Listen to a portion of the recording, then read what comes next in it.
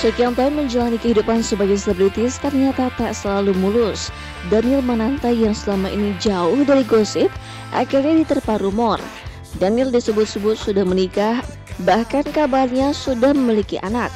Kabar tersebut terkuak setelah foto Daniel yang baru saja melangsungkan pernikahan dengan wanita bule beredar. Dalam foto tersebut tampak pula Sandra Dewi dan Delon yang dikenal sebagai sahabat dekat Daniel Mananta. Dalam foto tersebut tampak juga Delon yang sedang menggendong bayi bule yang diduga anak dari Daniel Mananta. Yang pastinya sekali lagi kalau misalnya ditanyain tentang hal pribadi gitu, gue langsung menutup diri ya. Dan kebetulan itu yang akan gue lakukan sekarang juga. Gue ngerasa gitu ya, kalau misalnya di luar sana banyak banget selebriti yang pengen diliput tentang hal pribadinya. Banyak banget di luar sana selebriti yang kalau kehilangan handphone dia lapor ke infotainment. Kalau misalnya tersandung dia lapor ke infotainment. Kalau misalnya dia tiba-tiba punya lagi mau merit gitu dan harus kawin di Jember, dia lapor infotainment. Jadi maksud gue pengen kasih tahu aja kalau misalnya ada kok selebriti di luar sana yang kayak gitu.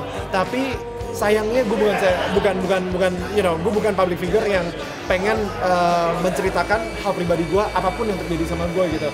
Misalnya gue lagi ada apa-apa sama gue terhadap kehidupan pribadi gue gitu, gue benar-benar bakal nggak terlalu ngomong juga. Dan itu sebenarnya yang terjadi sama teman-teman gue juga.